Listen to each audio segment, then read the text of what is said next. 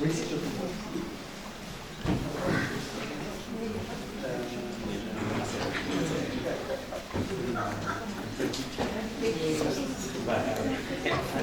ne passera manger à la place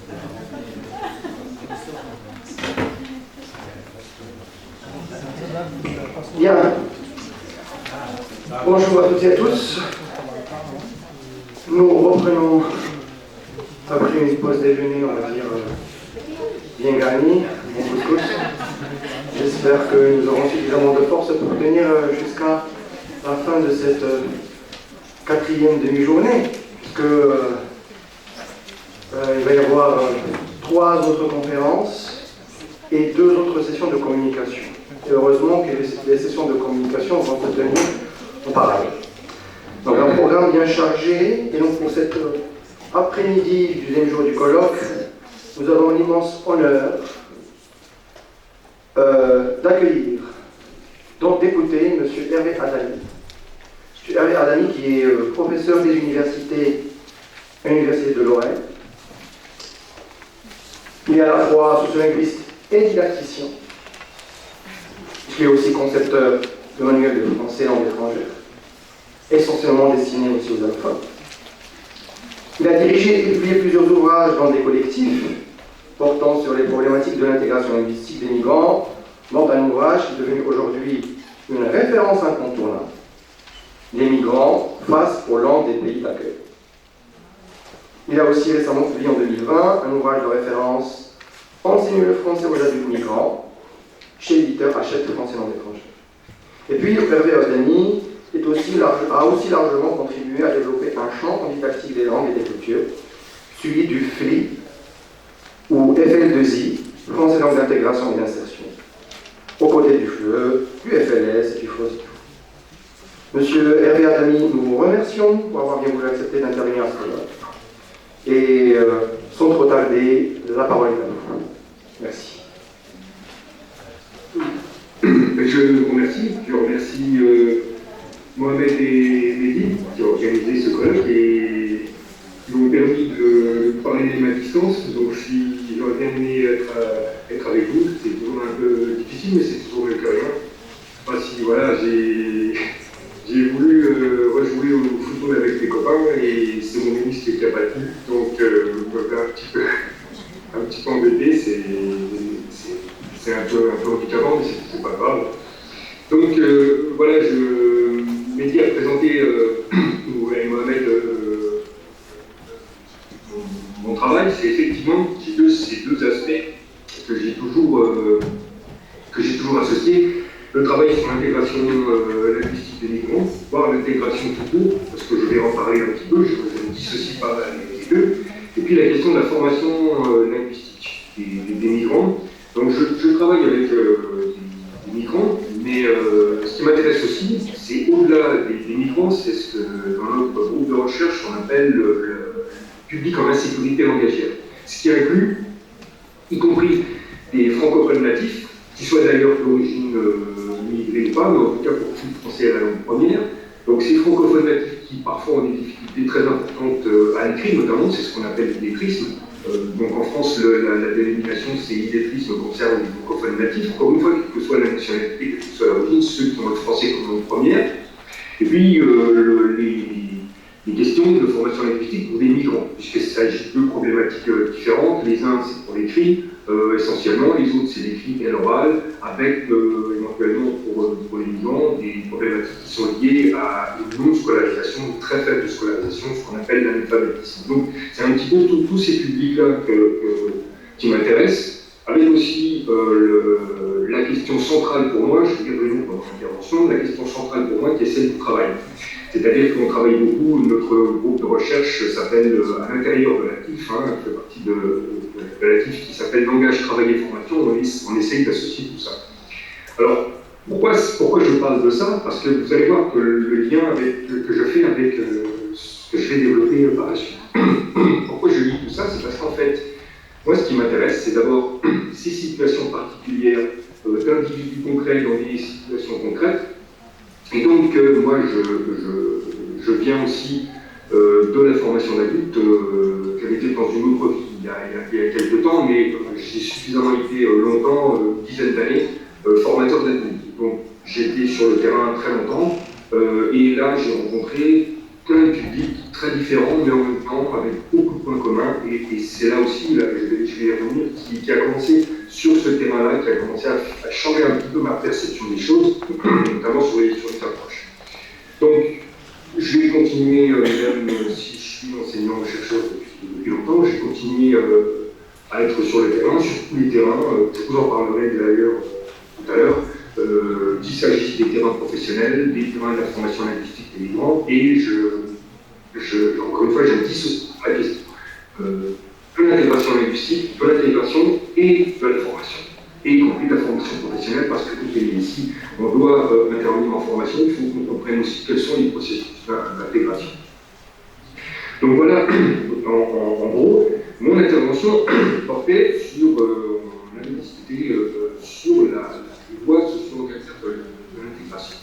Alors, au-delà des voies socio-engagères de l'intégration, j'avais demandé à Mehdi de vous donner un extrait d'un texte que j'ai écrit avec ma collègue Virginie André, où on avait tenté de définir l'intégration linguistique. C'est pas simplement, c'est quelque chose, c'est pas une simple définition qu'on veut donner, mais c'est notre approche, c'est une approche plus entière, complète, qui nous permet, nous, justement, de comprendre ce processus. Alors, je vais reprendre, c'est l'intervention que je vous propose ici, elle va se baser aussi beaucoup sur un article que m'avait demandé d'écrire pour la revue Langue, Culture et Société.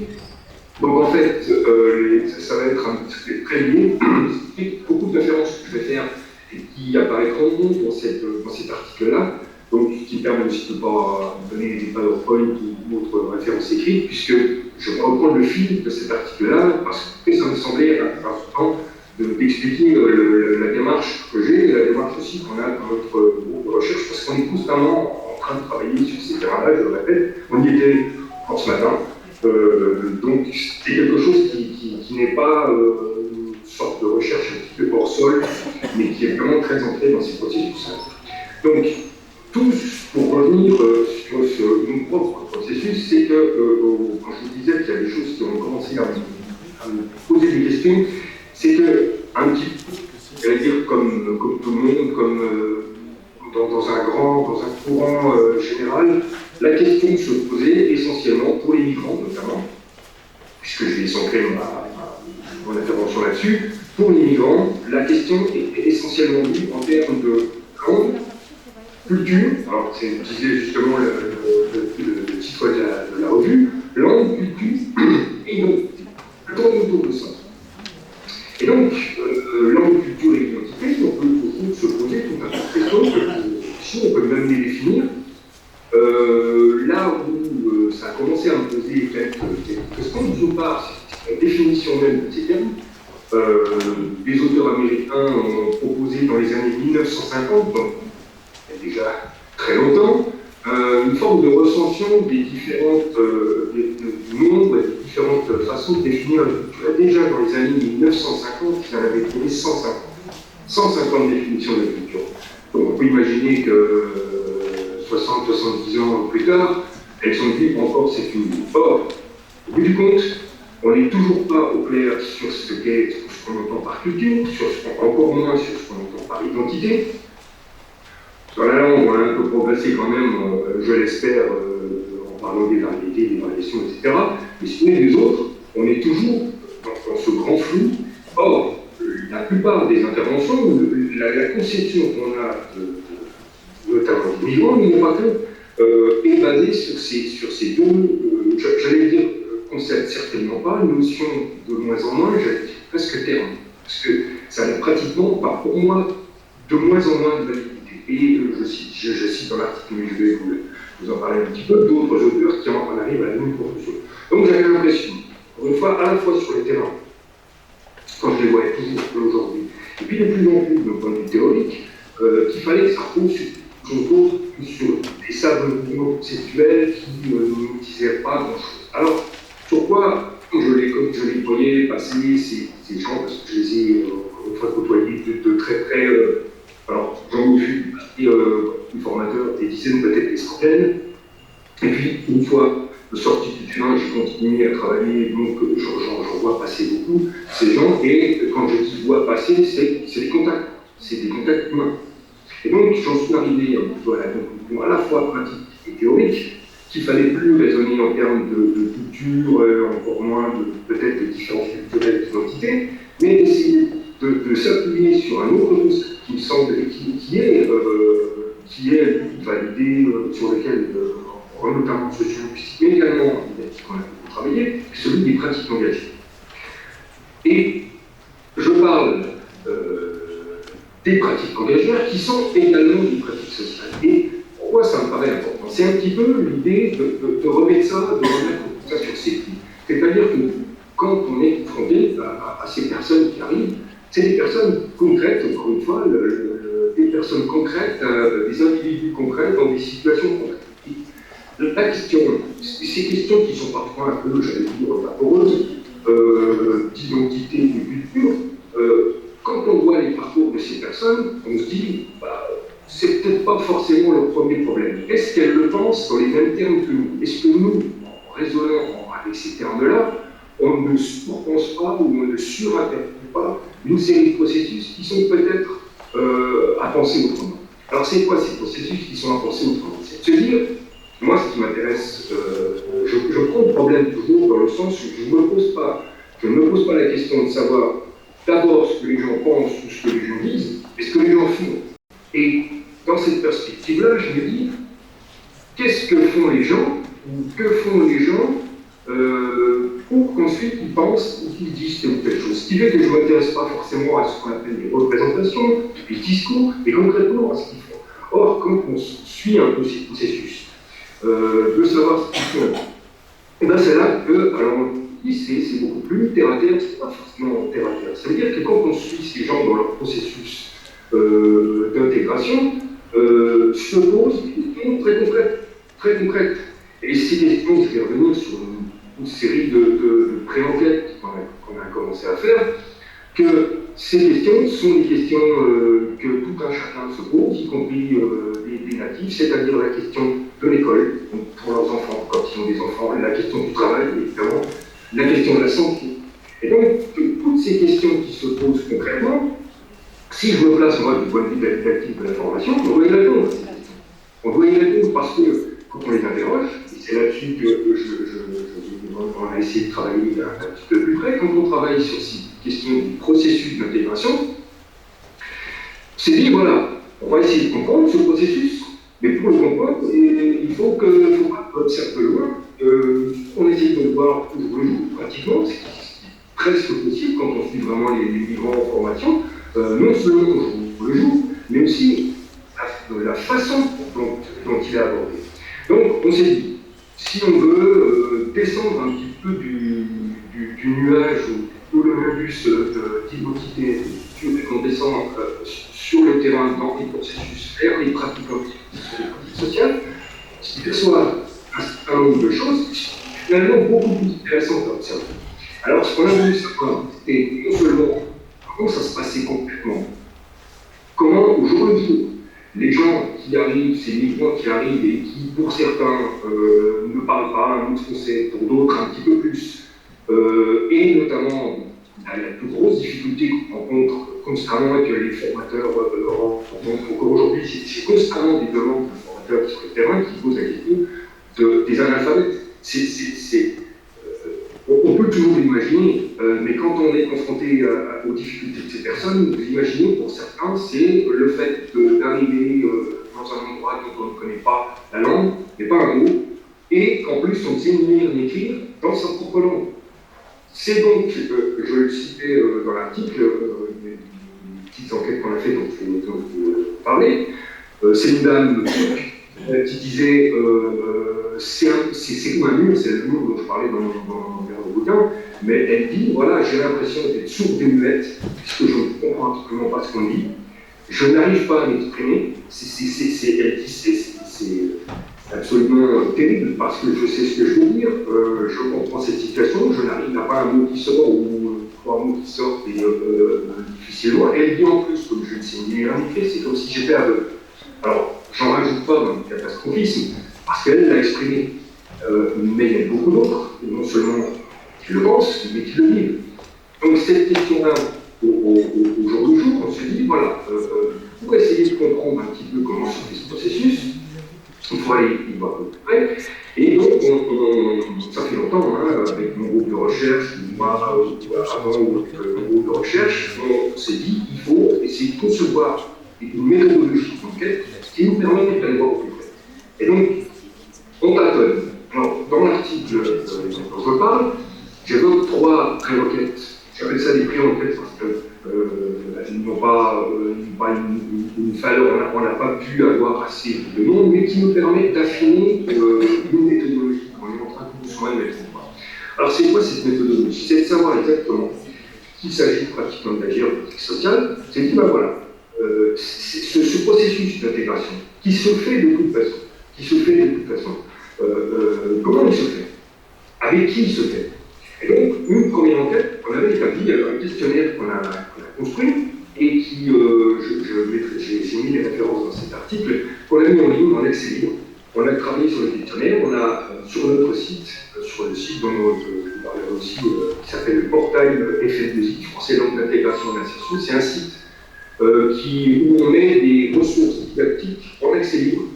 Vous pouvez aller consulter, vous pourrez tout un tas d'exercices, d'activités qu'on met en ligne, en accès libre. Sur ce portail, on a mis aussi le questionnaire qui nous avait servi pour faire cette enquête. Parce qu'une fois qu'il nous a servi, une fois qu'on a vu à la fois les avantages et les limites, on s'est dit, bah, on va le laisser pour la communauté, des praticiens, des chercheurs. Alors, comment on avait fait ce questionnaire? On s'était basé, on s'était dit, puisque la difficulté, c'est justement d'exprimer ce processus, d'exprimer les difficultés, puisque précisément on parle de gens, il s'agit de gens qui ont des difficultés avec la langue du pays d'accueil. Donc, on s'est dit, on va essayer de les guider. Et pour les guider, on s'était dit, l'hypothèse qu'on avait formulée, c'était, on imagine que moins les gens sont en difficulté avec le français, plus ça suppose que dans leur parcours, ils aient eu contact avec les natifs. Donc ça veut dire que le contact avec les natifs, alors, on se doutait bien que ça devait être ça, mais on voulait le tester. Quand on a fait cette enquête en faisant un petit test de niveau, et puis à côté, ce questionnaire. Donc le petit test de niveau nous disait, pour ces gens qui étaient en France depuis plusieurs années, c'était autour d'une dizaine d'années, ce petit test de niveau, on le corrélait avec les questionnaires. Ces questionnaires portaient, donc on avait essayé de les orienter, comme je l'expliquais, en leur disant, quand vous êtes arrivé en France, quel logement avez-vous occupé? Est-ce qu'autour de votre logement, il y avait des francophones natifs? Est-ce que vous parliez avec eux? Est-ce que vous invitiez votre enfant à l'école? Est-ce que vous parliez avec les parents? Est-ce que vous avez fait du sport? Est-ce que vous parliez avec les gens qui faisaient du sport? Etc. On a essayé de corréler. Alors, les quelques résultats qu'on a eu, parce que la difficulté, c'était de trouver des personnes qui correspondaient exactement au profil qui nous attendait, c'est-à-dire présents en France depuis une dizaine d'années, étant arrivés en France sans parler français, puisqu'il fallait qu'on puisse comparer ce qui était comparable.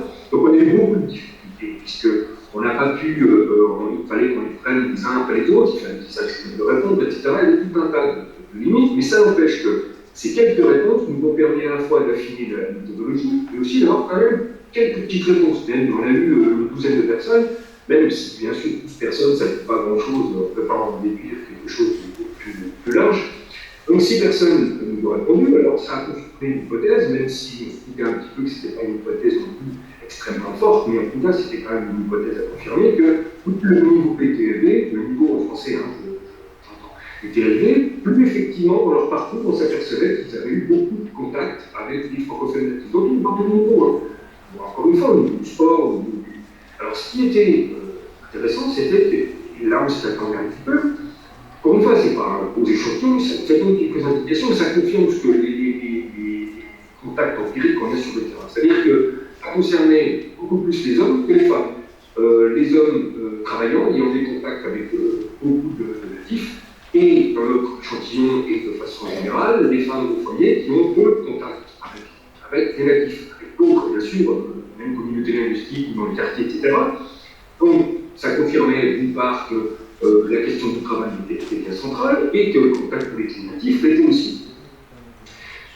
En même temps, avec ce questionnaire, on s'était dit que c'était quand même assez dirigé et ça nous disait simplement quelles étaient justement ces voies socio-engagées, par où ça passe.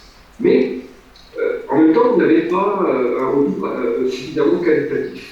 Donc on s'est dit, on va travailler autrement, on va tester une autre façon de faire. Et j'ai eu l'idée de le faire, mais ça existait par ailleurs, mais ça a donné de faire des résultats au moins qualitatifs. C'est une étudiante d'origine turque qui parlait à la fois turc et kurde, et avec qui on a conçu un petit questionnaire. Et cette fois, elle allait voir des Turcs qui étaient en France depuis une vingtaine d'années, minimum une vingtaine d'années, donc qui avaient ce recul, qui avaient pu vivre ça et qui pouvaient l'exprimer. Mais elle l'a fait en langue première, ça savait en turc ou en kurde. C'est énorme avantage de parler les deux. Et donc le questionnaire, c'était beaucoup plus fourni, beaucoup plus qualitatif, et là on a appris énormément de choses. Parce qu'on s'est dit, c'est là qu'on s'est dit, encore une fois, ça a confirmé mon idée qu'il fallait descendre de ces nuages un petit peu généraux sur des généralités qui n'apportent pas grand-chose et voir comment cette linguistique se fait au quotidien. Et c'est très intéressant parce que ce qui revient, ça c'était une demi-surprise pour nous, mais ce qui revient constamment, trois thèmes qui reviennent constamment, en tout cas les deux thèmes qui reviennent vraiment constamment, c'est la santé, les interactions avec le médecin. Elle dit comment exprimer ce que j'ai. C'était des femmes, mais même des hommes, peut-être un peu moins disert là-dessus, mais en tout cas on sentait qu'il y avait cette difficulté-là. Comment exprimer les difficultés physiques que j'ai, comment comprendre ce que me dit le médecin. Et vous imaginez dans ces situations, c'était toujours une aide. Alors une fois la cousine, une fois les enfants qui doivent faire des intermédiaires, c'est quand même assez compliqué. Donc la santé, c'est vraiment le thème récurrent. Et puis l'école, encore et toujours l'école, et bien sûr, là aussi c'était une demi-surprise, les femmes. Puisque ça, c'est vraiment de ceux qu'on avait interrogés, la question qui est posée d'abord aux femmes, c'est elles qui s'occupaient en tout cas là de la scolarité des enfants. Or, la scolarité des enfants, c'est absolument capital. C'est capital parce que il y a parfois, souvent, cette impossibilité de communiquer avec l'institution scolaire, avec les enseignants, à la fois par difficulté linguistique, mais aussi par une sorte de honte. Voilà, que va penser l'enseignant, que va dire l'enseignant de la famille, donc je ne vois pas. Et donc la perception des institutions en France, même si on le sait aussi, bien sûr, les institutions, les enseignants ne sont pas sourds, pas aveugles, qui savent bien cette situation-là, c'est-à-dire que les parents ne s'en occupent pas, ne s'occupent pas des enfants. Ils savent bien que ce n'est pas tout à fait vrai et que cette difficulté-là, c'est plutôt de paraître devant l'institution, d'être incapable de s'exprimer, c'est ce que nous disent ces femmes qu'on avait interrogé, c'est qu'on n'y va pas. Donc, ces deux thèmes, santé et école, sont absolument omniprésents. Ce qui est intéressant dans cette enquête, c'est ce qui nous intéresse là, c'est plus peut-être de la sociolinguistique interactionniste ou interactionnelle, c'est la façon dont cette interaction, de cette appropriation de la langue et de l'accueil se passe. Et c'est là qu'on a sur les détails, c'est-à-dire que par exemple, l'explication, c'était comment vous faites pour essayer de comprendre ce qu'on vous dit. Et elle nous répondait, on regarde fixement la personne, droit dans les yeux, fixement, pour essayer de percevoir le moindre geste, le moindre haussement de sourcil, la moindre moue, le moindre mimique qui nous permet de comprendre ce qu'on est en train de dire. Et donc, on a aussi tout un tas de ce qu'on pourrait appeler ce qu'ils appellent des stratégies d'apprentissage qui varient aussi en fonction du niveau de scolarité. Nous, qui nous disait par exemple, j'écris tout dans ma main, tout. Et donc, une fois que j'ai écrit dans ma main ce que j'entends, j'essaye de le reproduire comme je peux en l'écrivant dans ma main. Et puis dès que je rentre à la maison, je vais essayer de chercher le dictionnaire. Et si je ne le trouve pas dans le dictionnaire parce que j'ai mal orthographié forcément, je vais demander à mes enfants, mais il y a toute une série de stratégies qui se mettent en place et qui permettent d'avancer.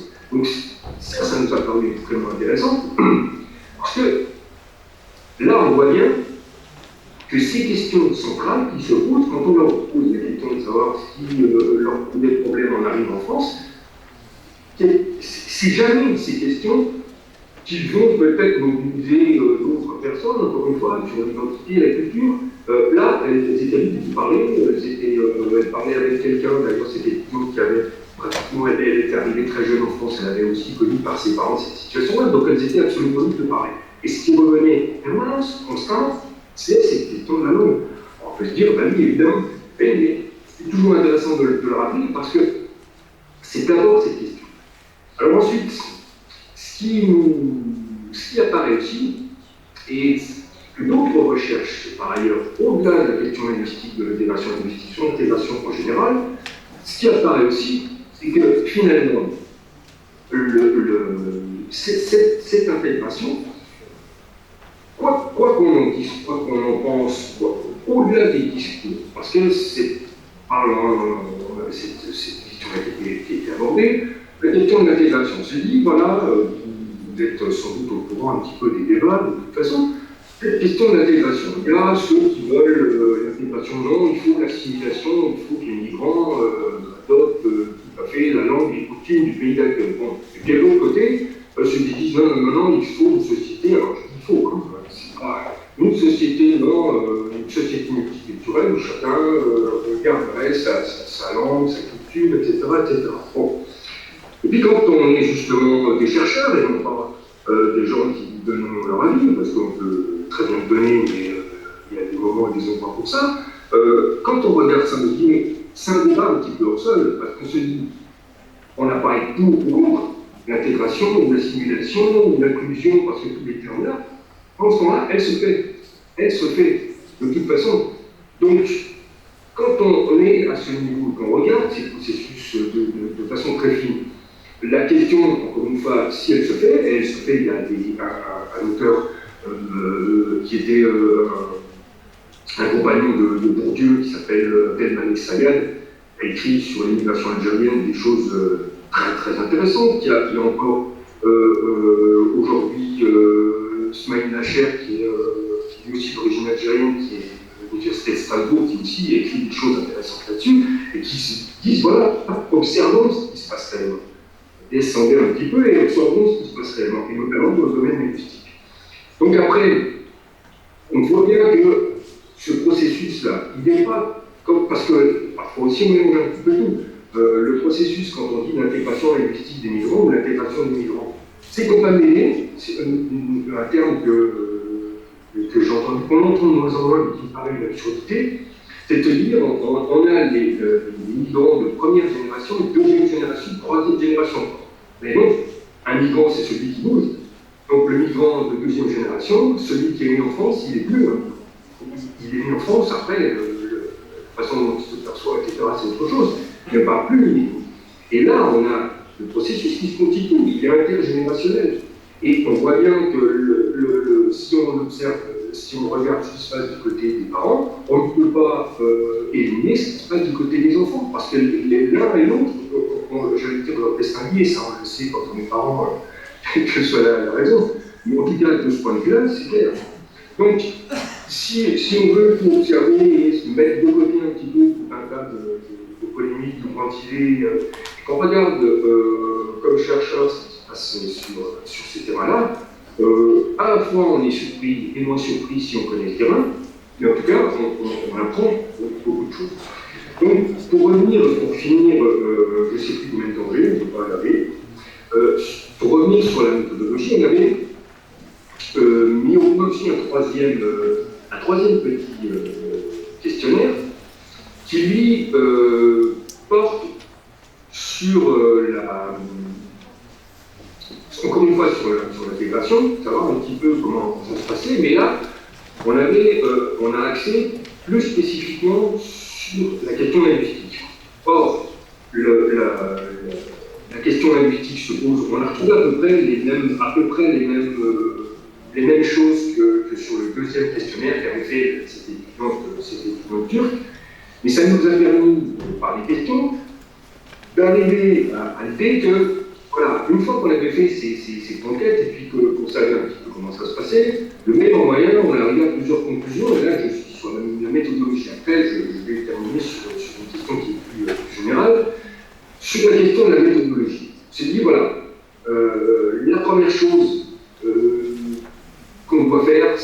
d'abord, non pas de poser des questions sur les représentations, sur les idées que se font les gens d'eux, puisque ça c'est très compliqué.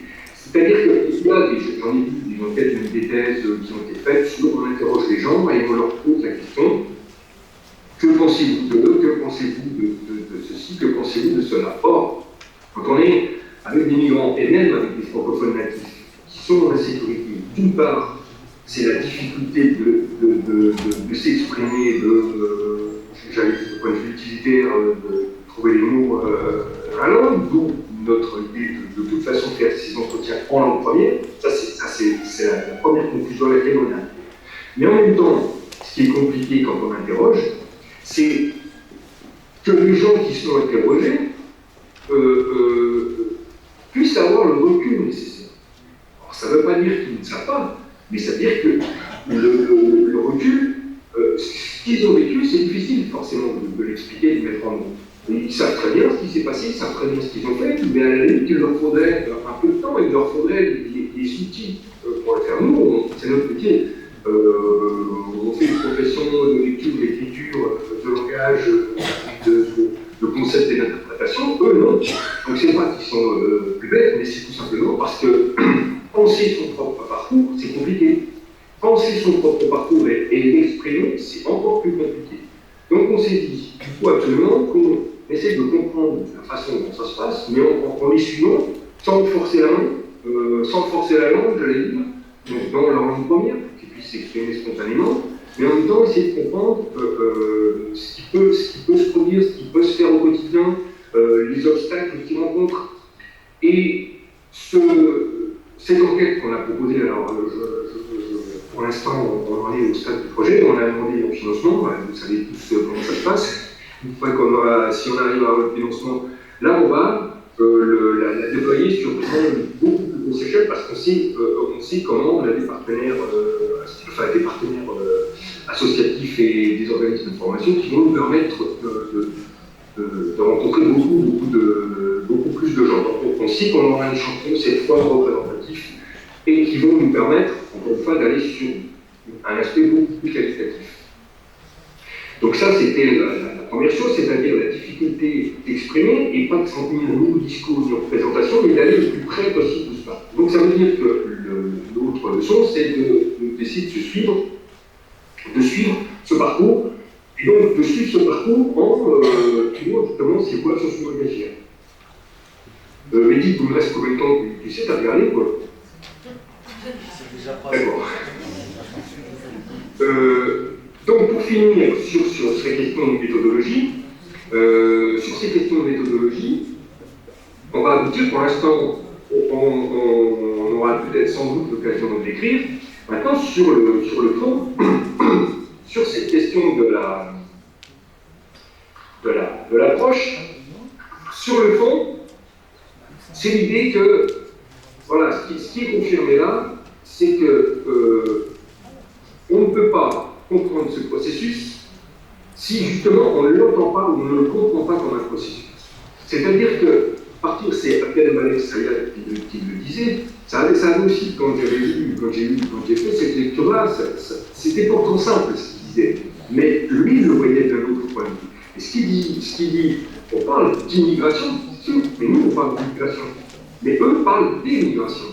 Et il explique, et c'est une chose qu'on comprend, qu'on dit, c'est qu'il y a forcément dans ce processus-là quelque chose qui se produit. Ce qu'on dit de Abdelmalek Sayad, c'est qu'à partir du moment où il y a l'immigration qui quitte, c'est un processus qui est quasiment irréversible. C'est-à-dire que sauf si on s'arrête à un moment donné, et ce qui s'est produit d'ailleurs dans les années 50, 60, même dans les années 30 en France, c'est ce que Gérard Moraguet, historien de l'immigration, appelait la Noria, des travailleurs qui venaient en France seuls, qui laissaient une famille, qui repartaient dans la famille, donc qui ne restaient pas. Mais pour ceux qui restent en France, le processus, il est quasiment irréversible. Donc il se passe quelque chose, et c'est comme un roue crantée, une fois que le courant est arrivé, on ne peut plus retourner en arrière. Donc, à partir de là, si on pense ça comme ça, et qu'on essaye d'éviter, même si on ne peut pas l'éviter complètement, mais le penser autrement, en termes de culture, d'identité ou de langue, en l'abstrayant de son contexte matériel, de tout. ces choses qui font la vie. Alors je voulais juste finir, parce que j'avais un petit peu commencé par ça, on a parlé avec Mehdi, mais un truc, quelque chose qui en France, au Maroc, je ne sais pas, mais peut-être un peu moins, je ne sais pas, mais en France en tout cas, c'est quelque chose qui est complètement ignoré, voire méprisé par certaines intelligences, c'est le football. Alors on parle évidemment, on en a parlé, félicitations à l'équipe du Maroc d'ailleurs, j'espère qu'on ne les retrouvera pas parce que ça va être difficile. Donc, ce football, au-delà des questions, parce qu'il y a des sociologues, c'est Stéphane Beau, par exemple, qui a dit qu'il faut prendre le football au sérieux. Je pense que ce n'est pas simplement parce que j'aime le football, mais c'est simplement parce que d'un point de vue sociologique, ce qui se passe en France, vous le savez tous, vous regardez les noms des joueurs de l'équipe de France, et vous vous dites, voilà, il y en a beaucoup qui viennent de là, et depuis très longtemps. Donc, il y a cet aspect sociologique qui a traité, mais ça c'est pour les joueurs professionnels. Par contre, ce que je vous disais, ce que je vous parlais du football, parce que là je suis sur tous les terrains avec mon fils, sur tous les terrains de la banlieue de Nancy, c'est que voilà, c'est aussi par ce biais-là que se fait cette intégration. Et ça, on l'a négligé, on l'oublie, on ne veut pas le voir, mais c'est toutes ces petites choses de travail, c'est pas le football, c'est aussi le judo et beaucoup d'autres sports, toutes ces choses-là qui disent, non pas sur des généralités, mais sur des individus, sur des parcours concrets et des individus concrets. Voilà, c'est ce que je vais essayer de voir, et après on peut réfléchir de façon beaucoup plus large, beaucoup plus générale, beaucoup plus théorique. Mais je pense qu'il faut partir de ça et pas faire l'inverse. Voilà, j'espère que je n'ai pas été trop long. De toute façon, je vous dis, je l'ai écrit cet article-là, donc s'il y a des questions, même des échanges, n'hésitez pas. C'est toujours difficile à discuter comme ça. Merci beaucoup Hervé pour cette présentation, alors qui illustre parfaitement ce que, ton intervention, elle montre une chose, hein, ce que doit la didactique à la sociolinguistique. Oui. Comment, on va dire, la didactique dépend aussi en quelque sorte de la sociolinguistique. Et vous avez aussi montré dans votre intervention que vous êtes un homme de terrain, venant d'un sociolinguiste et d'un footballeur, seul ne m'étonne pas du tout. Donc, je ne sais pas si vous m'entendez, non? Ouais, moi je t'entends faiblement, Mehdi. Ou c'est Mohamed peut-être qui parle. Non, c'est bien moi, c'est Mehdi qui parle. Moi, il n'entend pas bien. Je t'entends pas très bien. J'ai mis l'accent à fond, mais... Bon, alors nous allons prendre quelques instants, 5 minutes maximum, pour pouvoir écouter certaines personnes qui voudraient peut-être poser des questions, une ou deux questions, oui. Il y a des... Je sais que tout le monde est un peu fatigué après un bon couscous. Oui. Une question peut-être? Oui, monsieur Hafidi.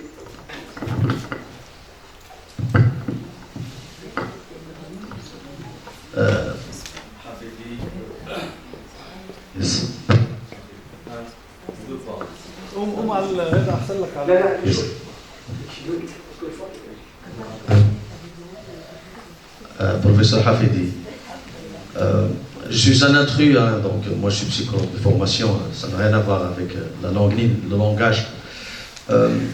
Cette intervention justement nous mène à parler un petit peu d'une dimension très intéressante, c'est l'autre.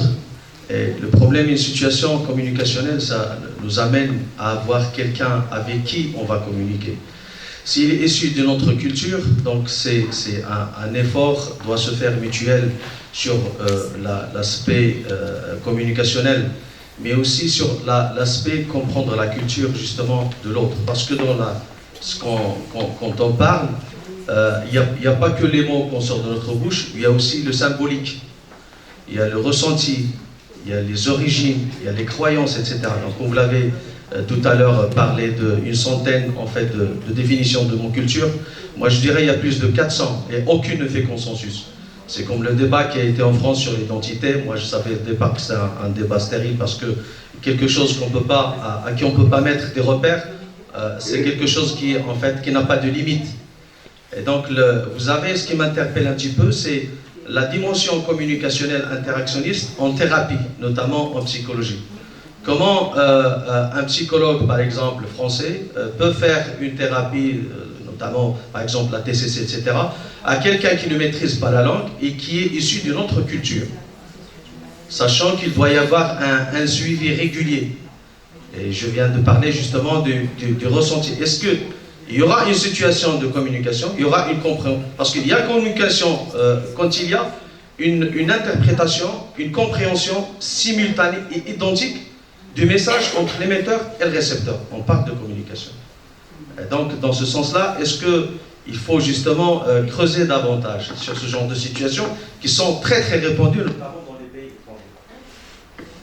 Merci beaucoup, M. Hafidi, pour votre question. M. Adami prendra tout le temps qu'il faudra pour répondre à cette question. Nous allons retenir une deuxième question. Professeur Léa Saoudi. Oui, bonjour Monsieur Adami. Je vous remercie de votre intervention qui m'a vraiment intéressée. Et là, je reviens sur la part langagière du travail, en me référant à Josiane Boutet, bien sûr, et à laquelle vous référez vous aussi, bien sûr. Et je me demande dans quelle mesure il ne faut pas insister justement sur cette part langagière du travail comme langue d'insertion des migrants, et est-ce qu'il ne faudrait pas justement insister pour l'apprentissage comme langue d'insertion des migrants sur cette partie-là, tout particulièrement, et qui fait partie de ce que j'appelle, moi, les technolectes. Comment ne pas insister sur cette partie technolectale pour mieux insérer dans la vie professionnelle, dans le travail. Voilà, merci. Merci. Merci, Madame Sadé. Monsieur Adami, la parole est à vous. Alors, pour la première question, oui, effectivement, c'est quelque chose. En France, alors c'est pas directement sur mon. Donc ça m'intéresse un petit peu, mais c'est pas directement. Il y a, je crois, Toby Nathan qui travaille sur ces questions-là, je crois, sur un petit peu les psychanalyses. Alors, après sur les aspects interactionnels, oui, ça c'est clair, c'est de ça que j'ai traité ici, c'est vraiment sur cette interaction qu'il faut travailler, mais je ne pense pas, quand même,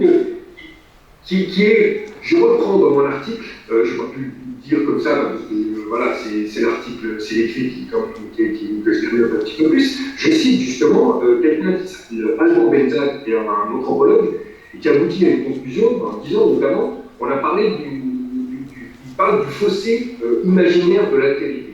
Et je pense que justement, il y a beaucoup de choses finalement où on a insisté sur les différences, insisté sur les différences culturelles, et où je me dis, quand on les voit au quotidien, c'est des gens comme vous, toi, moi, c'est-à-dire qui nous ressemblent. Et j'ai peut-être une inclinaison particulière à essayer de trouver la ressemblance ou la similitude plutôt que la différence, mais c'est justement cette question. Je vais y revenir à la Saoudi sur la question du technologue, parce que du travail, je suis complètement d'accord. C'est justement par le travail. Alors, pour vous dire aussi, sur les côtés, on parlait du côté émotionnel, je suis moi-même issu d'une migration italienne. En Lorraine, on en a plein, des Italiens, des Polonais, voilà. Donc on a passé tout ça, première, deuxième, troisième génération, je ne sais pas. Mais en tout cas, voilà, j'ai vécu.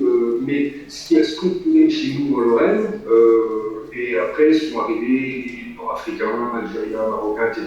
Les Marocains dans les mines de charbon un peu plus tard. Enfin voilà, j'ai vécu là-dedans. Mais ce qui a structuré tout ça, c'est justement le fait d'être des ouvriers. D'abord, quand on fond dans la mine, italien, polonais, on s'en fout, j'allais dire crûment. Il y a le danger, il y a ce travail qui rapproche et qui soude.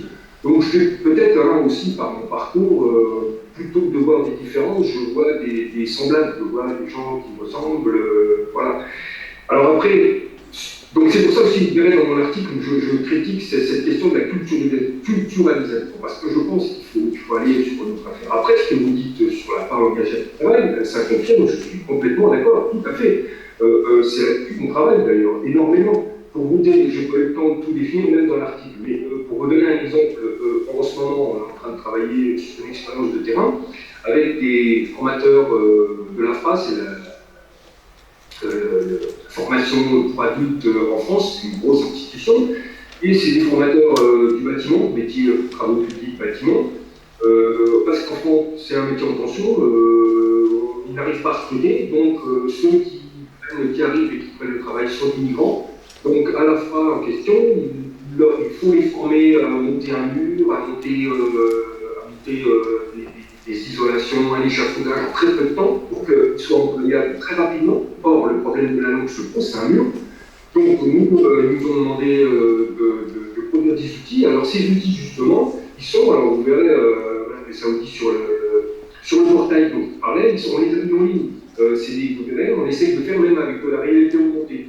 Donc on va un petit peu plus loin, on utilise la technologie pour travailler, mais effectivement, c'est exactement ce que je voulais montrer, c'est que cette intégration, elle se fait, c'est pas des grandes idées, des grands mots, c'est justement peut-être des petits mots, mais très importants. Voilà, ceux qui arrivent là, qui sont à la fac, qui viennent d'arriver en France, eh ben, ils vont entrer en français, en France et en français, comme ça. Comme ceux que j'ai connus, moi, les Italiens qui arrivaient, les Polonais qui arrivaient, qu'on envoyait directement au fond dans les mines, là, ils sont entrés comme ça. Ou alors, voilà, c'est sur le bord du terrain de football, j'en vois tous les dimanches, on voit bien que, enfin, tous les samedis, je joue le samedi, je vois bien sur le terrain, elle a plein. S'ils viennent d'Algérie, du Maroc, de Turquie, on ne sait rien, mais on voit bien. Et donc, là, on se comprend, on n'a pas besoin il n'y a pas de différence culturelle, on parle football, des problèmes, on s'engueule, ça arrive.